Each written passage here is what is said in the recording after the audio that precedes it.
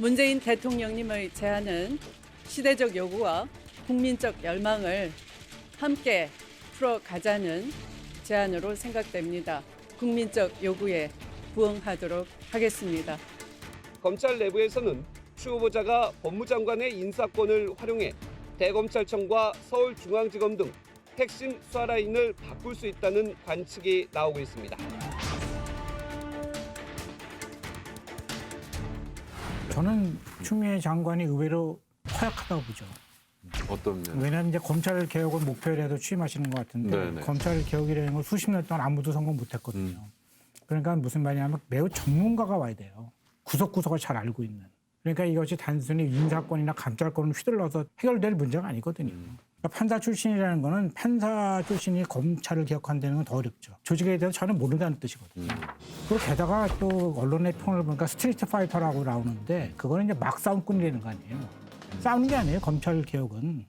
누가 얼마나 그 프로의 솜씨로 그거를 갖다 처리하느냐는 문제인데 이건 굉장한 그 능력이 필요하거든요. 사실은. 검찰 구석구석을 알고 내가 이렇게 인사권을 행사한 다음 검사장을 6명 자리가 비었는데 이렇게 바꾼다면 검찰이 어떻게 반발할 것이다. 그걸 다 예상할 수 있어야 되고 이거는 뭐 명분도 좋고 그럴듯해 보이지만 저는 검찰을 못 이길 거라고 생각합니다. 탁 박사님이 스트리트 파이터라고 이렇게 말씀하셨잖아요.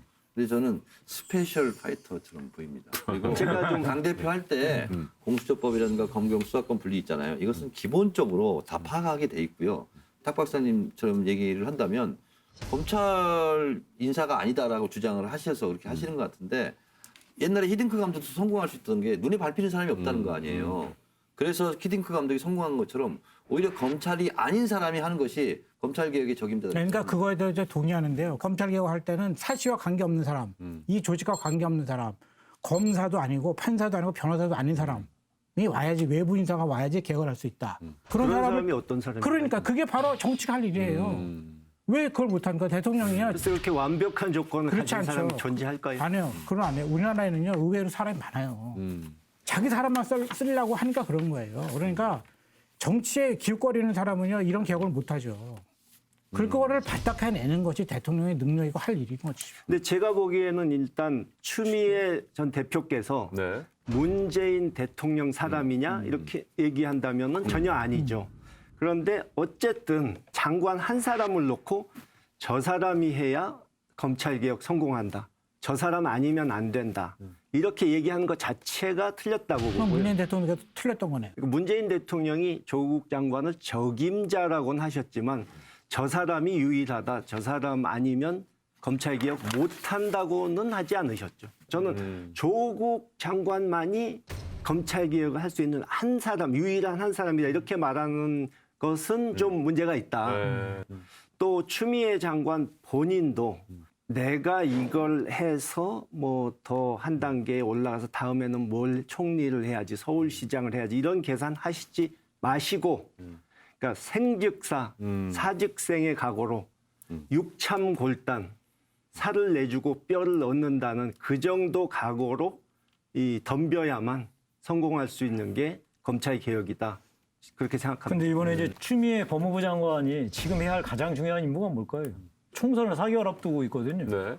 엄정한 선거, 중립 선거 관리예요. 그래서 우리나라의 모든 이제 사정기관이 이 선거에서 엄정하게 선거를 관리할 수 있는 뒷받침을 하는. 그래서 통상 이때 부임하는 법무부 장관의 일성은 정말 이 선거를 공정하게 관리하겠다라는 것을 일성으로 내는 거예요. 근데 그게 아니고 지금 같은 배를 같은 운명 공동체인 대통령하고 집권 여당의 대표했던 분이 지금 권력 침장을 향해서 수사하고 있는 검찰을 정말 뭔가 통제하고 조정하겠다라고 하는 형태로 이 법무부 장관을 수행한다면 정말 결정적인 중차대한 지금 문제에 봉착하지 않을까 싶습니다. 그렇죠. 그 검찰총장이 법무장관과 서로 견제해야 되는 건 맞죠.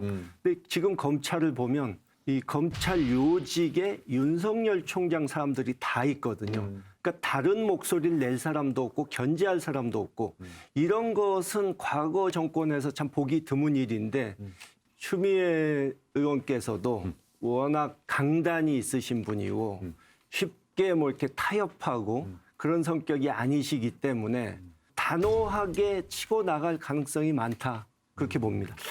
네, 마무리하겠습니다. 김용태 의원께서 열어주신 판도라. 울산시장 선거 논란은 친위 쿠데타이다. 한 줄 평 부탁드리겠습니다. 판도라에 대한 기존의 질서 파괴다. 네, 너무 나갔다.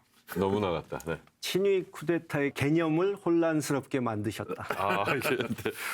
다음 판도라는 탁석산 박사께서 준비하셨습니다. 열어주시죠. 저는 미니 판도라가 간단하게 하는데 네네, 열어주시죠. 네. 얼마 전인가 그 일본의 그 외상이 저 우리나라 그 강경화 외무장관에 대해서 장식품이다 이런 얘기를 했어요. 공개적으로. 그 우리나라가 상당히 쇼크를 먹었죠. 어떻게 다른 나라 장관에 대해서 장식품이라고 얘기할 수 있을까? 근데 진짜 무례하네. 예. 그래서 저는 그것이 이제 쇼크를 받았는데, 근데 얘기를 들어보니까 이제 지도미와 연장하는 문제에 있어서 그 이제 외교부 소관인데 협상 파트너가 장관과 장관이 아니라 차관과 차관이었다는 거예요. 제일 차관이 이제 주로 담당을 했다는데 장관이 소외돼 있었다는 거죠. 왜? 실세가 아니니까. 얘기해봐야 소용없다. 일본에서 그렇게 판단한 거래요. 근데 또 얼마 전에 그 보도를 보니까 그 조국 수석보다는 백원우 비서관이 실세다. 이게 나오고 있잖아요. 그렇다면 조국 수석은 껍데기였는가? 그리고 또 유재수 씨도 보니까 금융위원회에서 실세였다는 거 아니에요? 인사 문제에서 완벽한? 그렇게 자꾸 따지다 보면은 문재인 정부는 무슨 정치이다. 정답. 두 글자입니다. 네. 비선 정치다. 비선을 이제 좀 더 고급스럽게 얘기하고.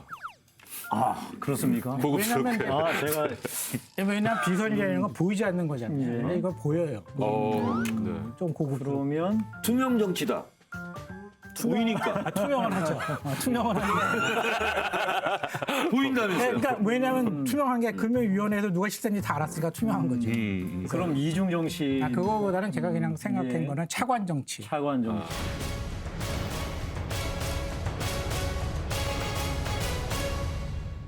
장관은 껍데기고 그 밑에 있는 실무자가 사실은 실세라는 거죠. 그래서 청와대도 보면은 어떤 일이 터지면은 이제 중요한 일을 국가안보실의 차장들이 발표하잖아요. 그거 잘못된 거거든요. 그런 국가의 중대사는 실장이 발표해야 되는 것이죠. 그래서 제가 보기에는 이런 일은 근데 유감스럽게 지금 정부만의 일은 아니었던 것 같아요. 그러니까 박근혜 정부에서도 차관들이 실세인 경우가 많았죠. 왜냐하면 이제 장관은 청문회 과정이 있잖아요. 그 통과하기 어렵다. 그러니까 통과될 만한 사람을 내보낸 것이고 실제 신복도는 이제 차관으로 배치한 것이죠. 왕차관. 예, 그래서 그때 이제 그 장관도 차관 눈치를 보고 그러니까 시스템이 안 돌아가는 거예요. 그러니까 투명하게 알아요. 누가 실세인지를. 그게 문제인 거예요. 그래서 박근혜 정부에서는 이제 그게 큰 문제였고 그래서 국정이 이제 흔들렸어요, 사실은. 근데 이명박 정부에서는 비교적 장관 정치를 했어요.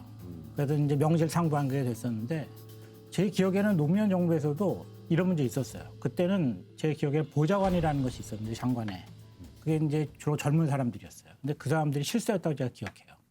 그래서 장관들도 그 사람한테 물어보고 했었죠. 그리고 그 보좌관끼리 모임도 있었고. 그래서 제가 보기에는 지금이 한국이 제도화된 민주국가 아니겠어요? 그러니까 명실상부해야 된다.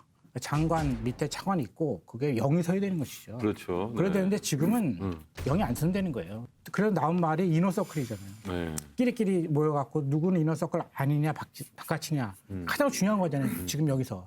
그래서 최근에는 이호철 씨도 드러났잖아요. 이호철 씨 어디에 개입했다 이런 얘기 나오고 형이라고 불렀다 사석에서 뭐 이런 것들. 그런 것들이 이제 제가 보기엔 너무 빨리 온 것이죠. 그래서 지금은 빨리 그 시스템을 정비해야 된다. 그래서 차관 정치를 없애고 다시 장관 정치로 빨리 복원해야 된다. 그렇지 않으면 훨씬 더 빨리 권력이 누수될 것이다. 이렇게 생각합니다. 그런데 조국 그 수석보다 백원우 민정비서관이 더 실세였지 않느냐 이런 취지는 이제 말씀을 하시는 것 같은데 적어도 제가 알고 있기로는 조국 그 민정수석도 알고 있고 백원우 민정비서관도 제가 너무나 잘 알고 있죠. 그것을 월권할 수 있는 관계는 아니었다라는 거고요. 오히려 제가 아니 재선 국회의원까지 했는데 왜 수석 밑에인 민정비서관까지 가나 하고 저는 의구심을 들 정도였어요. 근데 이제 백원우 전 민정비서관이 사실은 노무현 대통령 비서부터 출발한 거거든요. 네네네. 그래서 그런 직급과 관계없이 저 같아도 안 갔어요. 이거는 자기 헌신성이 없으면 못 가는 거예요. 그리고 제가 알고 있기로는 그 직제에 따라서 역할이 분명했고 그리고 예를 들면 지금 문재인 정부 인사 같은 게 이제 실세들이 하는 거다고 말씀을 하시는데 정확하게 인사추천위원회가 있고요. 비서실장이. 그리고 수석들이 다 들어갑니다. 인사추천위원회예요. 그래서 제가 알고 있기로는 여기에 수석들이 실제로 권한을 갖고 행사한 걸로 제가 알고 있고 그리고 그 밑에 비서관들이 개입할 여지가 없었다라는 거고요. 그리고 이 백원우 민정비서관이 그러면 대통령 측근들, 친인척들을 왜 관리했냐면 노무현 대통령 때부터 문재인 대통령까지 너무 잘 알아요.